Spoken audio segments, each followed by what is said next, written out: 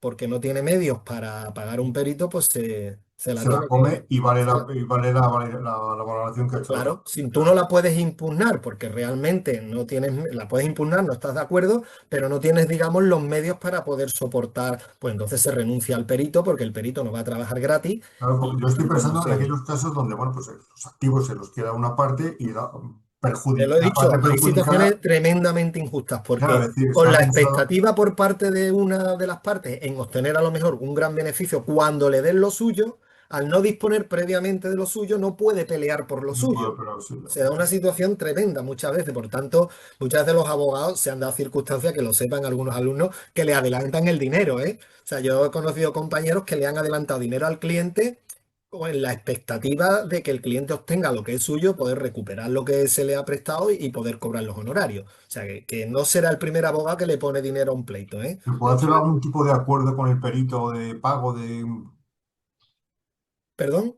se puede hacer algún tipo de acuerdo con el perito? Es decir, oye, Hombre, no, con el el perito no, pago. porque el perito lo que hace es tasar los inmuebles o los muebles. Con el que se puede intentar negociar es con el contador partidor. De hecho, es habitual, que es el, digamos, el abogado que hace el reparto, ¿vale? Es habitual que en un momento dado se pueda hablar con el contador partidor y decir, mira, las circunstancias son estas, es un compañero, como digo, abogado con el que normalmente se puede, y aunque él tiene que mantener la objetividad y la imparcialidad, pero bueno, muchas veces es conveniente hablar con él y que él valore las circunstancias de cada caso para intentar también hacer una labor, entre comillas, de mediación, ¿no? Intentar dictar o elaborar un cuaderno particional lo más ecuánime posible. ¿Por qué digo esto? Y con esto ya vamos terminando.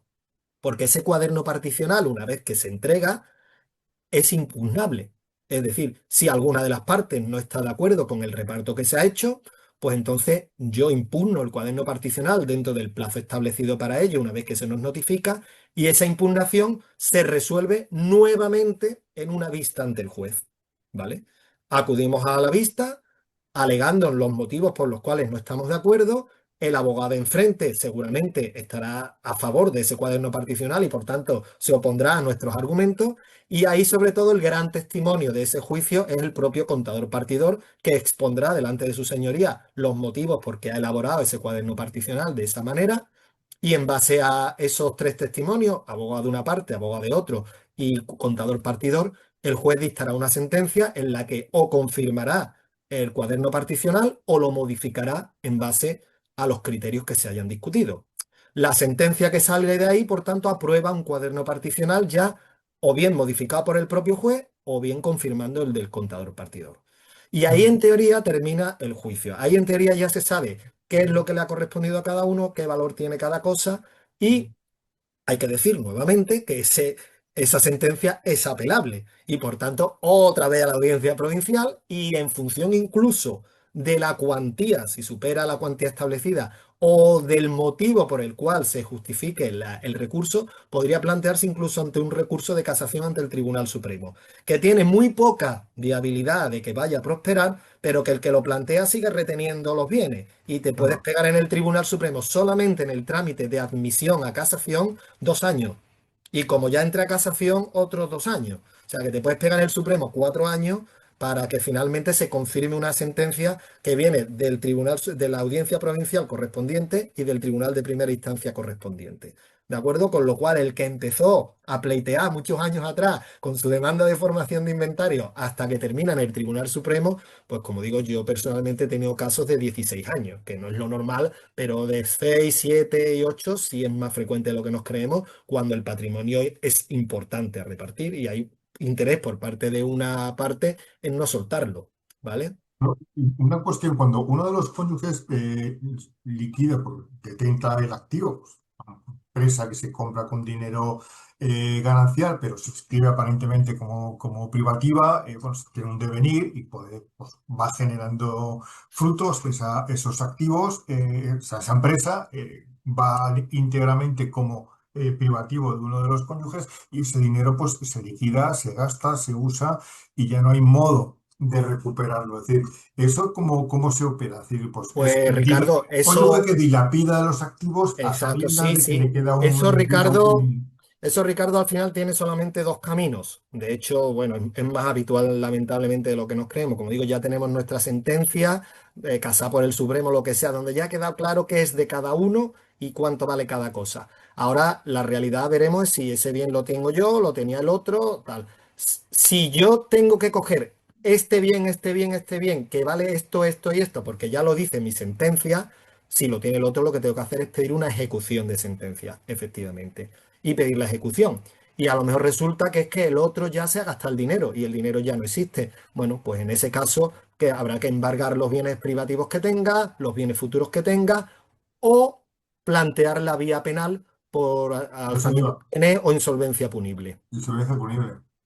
Todo eso podemos encontrarnos que después de 10 12 años Mm. de pleito, al final no cogen nada porque el otro se lo ha gastado. Y la situación que se da es tremendamente injusta, pero es que no hay otra, la ley no arbitra otra manera. Los tiempos procesales, la lentitud en el funcionamiento del día a día de los tribunales de justicia crean situaciones tremendamente injustas. Yo siempre cuento lo mismo. Es muy habitual escuchar a los alumnos, o bueno, y al ciudadano en general decir la justicia es para los ricos. No.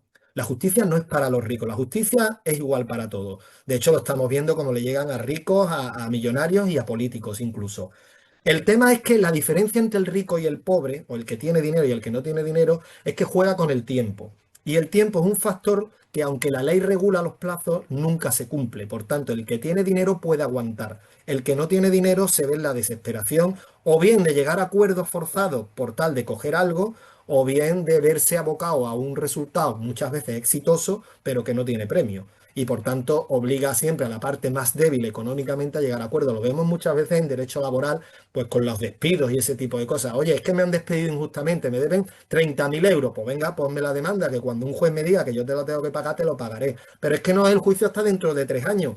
Pues mira, yo te debo 30, pero si quieres te doy 15 y lo cerramos aquí. Coño, es que tengo que renunciar a 15. Perdón, tengo que renunciar a 15. Bueno, pues nada, esto es lo que hay y lo coge porque lo necesita, ¿vale? Pues con esto ocurre lo mismo. Todo este Mm. proceso tan largo, como digo, obliga al abogado a estar continuamente trabajando. Por eso digo que son pleitos que resultan caros para el cliente, pero no porque nosotros queramos, sino porque la complejidad y la tramitación procesal es tan larga y tan compleja y con tanta casuística, que yo solamente he contado la punta del iceberg, que provoca que estemos continuamente trabajando y el cliente continuamente generando gasto. Porque cada profesional que interviene cobra. Muchas veces decimos también que al final, si fuera la herencia de la duquesa de Alba la que nos estamos repartiendo, merecería la pena llegar hasta el final. Pero cuando hablamos de un reparto normal, de personas, vamos a llamar normales, con patrimonios normales, piso, coche, casa, y dinero en las cuentas o lo que sea, conviene siempre llegar a acuerdos. Porque no te conviene llegar hasta el final por el desgaste de tiempo, que es al final los profesionales son los que se comen el dinero del reparto, porque son los primeros que cobran, ¿vale? Entonces, Mm. conviene siempre llegar a un acuerdo en este procedimiento antes que llevar la situación hasta el final. Si se Y llega hasta además, el final normalmente es porque uno de los dos le interesa le que sea. interesa llegar hasta el final y no quiere acuerdo, claro, lógicamente. No, sí, sí, al final es un precio, es decir, es anticipar un resultado manejándolo como instrumento de negociación. Si no, vas a estar Exactamente, 7 años y dices, exactamente. bueno, pues pierdes una parte también. A ver, sí, hay que saberlo gestionar y luego también llevar al cliente que tenga, que asimile que es un procedimiento de paciencia y de resultado final. Entonces, bueno, Mm. pues, y luego más que, sí, ciertamente, pues a lo mejor un cliente los 2, 3 primeros años tiene esa vivencia, pero que puede haber un problema económico en su vida y necesitar de un día para otro, oye, pues necesita liquidar esos activos y está. Exacto, Es decir, que exacto. eso hay que tenerlo. Bueno, pues Claro. oye, pues el procedimiento pues sí que es largo y complejo. Perdona, y ya por terminar, con las herencias pasa lo mismo. Estamos hablando de la liquidación de ganancias, pero imagínate, los hermanos que se están peleando por la herencia del padre, donde uno a lo mejor va sobrado porque tiene dinero y tal, y otro está necesitado. Oye, yo necesito la herencia, sí, pero es que yo no estoy dispuesto a. Y cuando las rencillas entre la familia que vamos a contar existen, pues habrá alguno al que le interese bloquear el procedimiento, no llegando a ningún acuerdo y forzando el procedimiento judicial con toda esta casuística, y habrá otro que desesperado porque querrá coger lo que sea, lo que le den cuanto antes y para adelante, ¿de acuerdo? Sí, sí, sí, no, no, el mundo de De las ahí la herencias. labor del abogado muy importante, la labor del abogado muy importante, las habilidades para negociar. Eso es fundamental, eso es la verdad que es la mitad de nuestra profesión. Bueno, pues Correcto. lo dejamos aquí, pues muchísimas Estupendo. gracias, Francisco José, es un placer, yo creo que ha quedado ilustrado perfectamente, no ya analizando este tema desde el punto de vista procesal, que tiene su enjundia desde luego, sino ya lo que es la dinámica y estos problemas que no te dice, no vienen en la ley, pero que luego uno se tiene que enfrentar a Sí. ellos y saberlo lidiar, ¿no? Esto es cosa de lo que se llama la experiencia profesional. La visión práctica, lo que es la Visión realidad que nos vamos a encontrar. Eso es, pues, oye, pues muchísimas gracias, Francisco José, por llevar este conocimiento a nuestros alumnos y vosotros, pues, a apuntarlo en vuestras agendas mentales y cuando venga un procedimiento de este tipo, pues, repasar este vídeo con nuestro profesor, que os vendrá muy bien. Pues muchísimas gracias y lo dejamos aquí. Un De placer. acuerdo, Ricardo. Buen día a Muchísimas gracias. todos. Hasta Adiós. luego.